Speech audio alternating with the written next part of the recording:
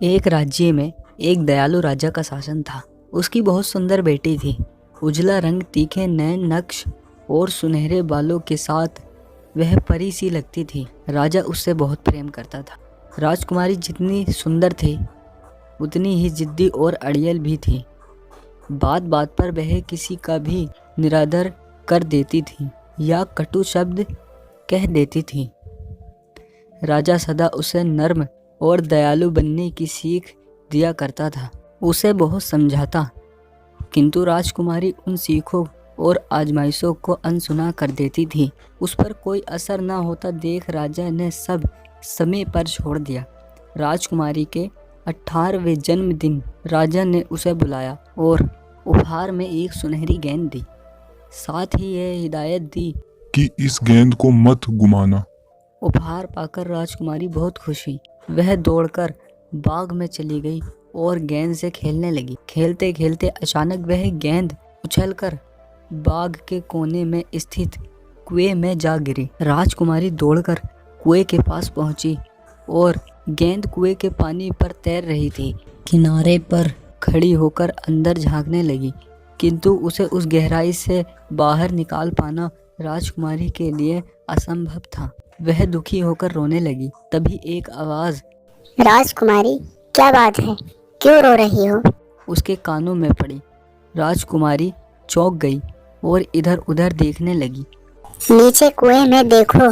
राजकुमारी ने ध्यान दिया तो उसे कुएं की दीवार से चिपका एक मेंढक दिखाई पड़ा। मैं यहाँ रहने वाला मेंढक हूँ। वह आवाज फिर से गूंजी। मेंढक ने फिर से पूछा, क्यों रो रही हो राजकुमारी, बताओ ना। मेरी सुनहरी गेंद कुएं में गिर गई। समझ नहीं आ रहा कि उसे कैसे निकालूं। बस इतनी सी बात, मैं तुम्हारी मदद कर सकता हूँ और तुम्हारी गेंद कुएं से बाहर निकालकर तुम्हें दे सकता हूँ। सच? राजकुमारी चहकते हुए बोली।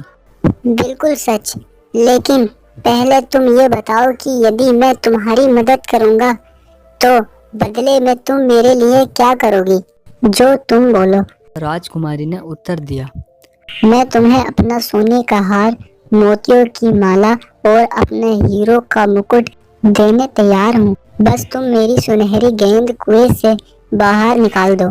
मुझे ये सब नहीं चाहिए। मैं चाहता हूँ कि तुम मुझे अपना दोस्त बना लो। मैं इस सब चीजों का क्या करूँगा? और मुझे अपने साथ महल में ले चलो। मेरे साथ खेलो और एक ही थाली में भोजन करो और मुझे अपने साथ अपने बिस्तर पर सुलाओ। यदि तुम ये करने का वचन देने तैयार हो तो मैं तुम्हारी गेंद अभी बाहर निकाल देता हूँ। इसलिए उसने बेमन से वचन दे दिया।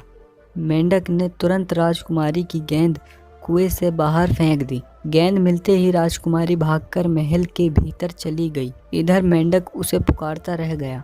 रात को राजा, रानी और राजकुमारी एक साथ भोजन करने बैठे। उन्होंने भोजन करना प्रारंभ ही किया था कि दरवाजे पर दस्तक हुई। राजा ने राजकुमारी से कहा, देखो दरवाजे पर कौन है। राजकुमारी उठकर दरवाजे तक गई और दरवाजा खोलकर बाहर देखने लगी। उसे कोई नजर नहीं आया। वह दरवाजा बंद करने को हुई तो मेंढक के टर टर करने की आवाज उसके कानों में पड़ी।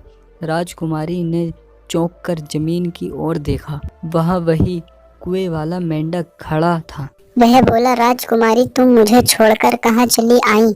भूल गई तुमने मुझे क्या वचन दिया था? राजकुमारी चिढ़कर बोली, तुम जैसे घिनौने और बदसूरत मेंढक को मैं नहीं देखना चाहती। मैं अपना वचन भूल गई हूँ।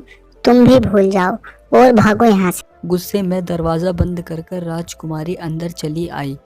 उसे विश्वास नहीं हो रहा था कि वह अदना सा मेंढक उसके पीछे महल तक चला आया।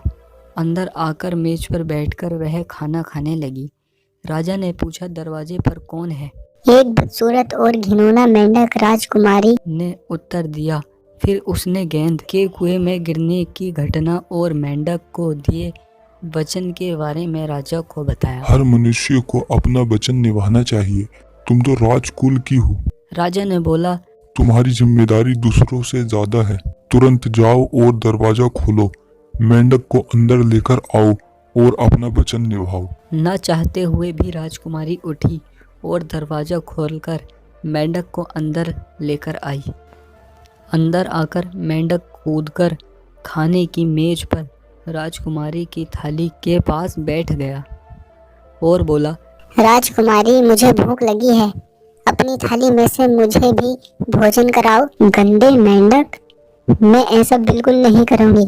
राजकुमारी नाक मुंह सुकेड़ते हुए बोली। राजकुमारी के उत्तर पर राजा क्रोधित हो गए और बोले, तुमने मेंढक को वचन दिया है, इसलिए तुम्हें इसे अपनी थाली में से खाना खिलाना पड़ेगा। बेमन से राजकुमारी ने मेंढक को अपनी थाली में से भोजन कराया। मेंढक खुश हो गया। भरपेट भोजन करने के बाद मेंढक बोला, अब मुझे नींद आ रही है, मुझे अपने कमरे में ले चलो, मैं तुम्हारे नर्म बिस्तर पर सोऊंगा। राजकुमारी मेंढक को छूना नहीं चाहती थी, किंतु राजा के डर से वह उसे उठाकर अपने कमरे में ले गई। वहां जाकर उसे एक कोने में छोड़कर खुद नर्म बिस्तर पर लेट गई। मेंढक बोला, राजकुमारी, मैं भी थका हुआ हूँ, मुझे भी अपने बिस्तर पर सोने दो। राजकुमारी का गुस्सा बढ़ चुका था। वह उठी और उसने मेंढक को उठाकर दीवार पर फेंक दिया और बोली, तुम ऐसे ही चुप रहोगे? दीवार से टकराकर मेंढक नीचे गिर पड़ा। उसकी हलचल बंद हो गई। यह देखकर राजकुमारी डर गई। उसे लगा कि मेंढक मर गया है। वह अपने किए पर पछताने लगी। वह मेंढक के पास जमीन पर बैठ गई और रोने लगी। रोते रोते उसने मेंढक को उठाया और चूमते हुए बोली, मुझे माफ कर दो मेंढक, मुझे तुमसे ऐसा व्यवहार नहीं करना चाहिए था। तभी अचानक एक चमत्कार हुआ और मेंढक एक राजकुमार में बदल गया। अपने सामने राजकुमार को देख राजकुमारी चकित रह गई। राजकुमार ने उसे बताया कि वन देवी के श्राप के कारण वह मेंढक बन गया था। आज वह श्राप टूट गया और वह अपने असली रूप में आ गया। राजकुमार ने राजकुमारी को अपने मेंढक की कहानी सुनाई। मैं बहुत कठोर स्वभाव का था। निरीह प्राणियों के शिकार में मुझे बहुत आनंद आता था। एक दिन वन में शिकार करते समय वन देवी ने मुझे रोका तो मैंने उसका निरादर कर दिया। तब वन देवी ने श्राप देकर मुझे मेंढक बना दिया। वह जानती थी कि निरीह प्राणियों पर क्या गुजरती है। मैं वह तब समझ सकूंगा जब सांप जैसे जीवों के कारण खुद मेरी जान पर बन आएगी। मैं पछताने लगा और क्षमा मांगने लगा। तब वन देवी ने श्राप का तोड़ बताया कि जब किसी जिद्दी, अड़ियल और कठोर हृदय राजकुमारी का स्वभाव तुम्हारी वजह से बदल जाएगा और वह चूमेगी, तब तुम अपनी असली रूप में आ जाओगे। आज तुम्हारा हृदय मेरे प्रति दया से भर उठा और तुमने मेरे लिए आंसू बहाते हुए मुझे चूमा, तो मैं अपने असली रूप में आ गया। तुम्हारा बहुत धन्यवाद। आशा है अब से तुम दयालु और कोमल हृदय ही रहोगी। राजकुमार की कहानी सुनकर राजकुमारी की आंखें खुल गईं और उसने निश्चय किया कि वह कभी किसी का निरादर नहीं करेगी और दयालु बनेगी। राजकुमार राजकुमारी से प्रेम करने लगा। उसने उसके सामने विवाह का प्रस्ताव रखा। राजकुमारी ने वह प्रस्ताव स्वीकार कर लिया। राजा रानी के आशीर्वाद से दोनों का विवाह हुआ और दोनों खुशी खुशी रहने लगे। प्रिंस स्टोरी इन हिंदी कैसी लगी आप हमें कमेंट करके ज़रूर बताएं। Thank you.